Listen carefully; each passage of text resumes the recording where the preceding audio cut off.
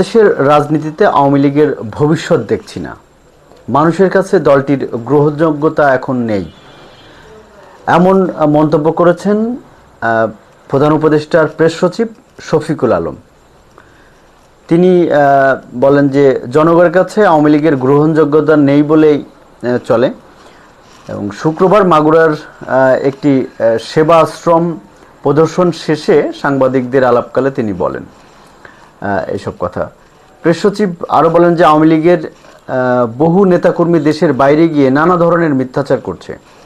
তারা বলছে ৩,০০০ পুলিশকে হত্যা করা হয়েছে। আন্দোলনে অংশ নেওয়া লাখ লাখ তরুণ তরুণীকে জঙ্গি হিসাবে তারা উপস্থাপন করার চেষ্টা করছে। এসব বক্তব্যের মাধ্যমে তারা বিশ্ববাসীকে ভুল বার্তা দিচ্ছে এবং আরও ভয়ঙ্কর পরিস্থিতি তৈরি করছে। এই অবস্থায় বাংলাদেশের মানুষ কেন তাদের গ্রহণ করবে? শফিকুল আলম আরও বলেন যে গত ১৭ মাসেও আওয়ামী লীগ তাদের ভুল স্বীকার করেনি। এখন মনোনয়নপত্র নেওয়ার প্রক্রিয়াও শেষের দিকে। এই পর্যায়ে এসে ভুল স্বীকার করলেও সময় শেষ হয়ে গেছে। তিনি আরও বলেন রাজনীতিতে টিকে থাকতে হলে আত্মসমালোচনা ও দায়িত্বশীল আচরণ জরুরি।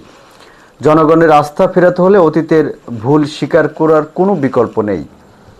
তিনি এই আওয়ামী লীগের যে ৫ আগস্টের আগে অর্থাৎ গত বছরের যে গণ অভ্যুত্থানের সময় যে ভুল করেছেন বা যে হত্যা করেছেন সেই বিষয়গুলোর কথা তুলে ধরেছেন এবং বলেছেন যে সেগুলো নিয়ে এখনও আওয়ামী লীগের পক্ষ থেকে কোনো ধরনের ক্ষমা প্রার্থনা বা অনুশোচনা তারা দেখছেন না, যার কারণে আসলে বাংলাদেশের মানুষ তাদেরকে ক্ষমা করবে না যতক্ষণ পর্যন্ত তারা এই ক্ষমা না চাবে।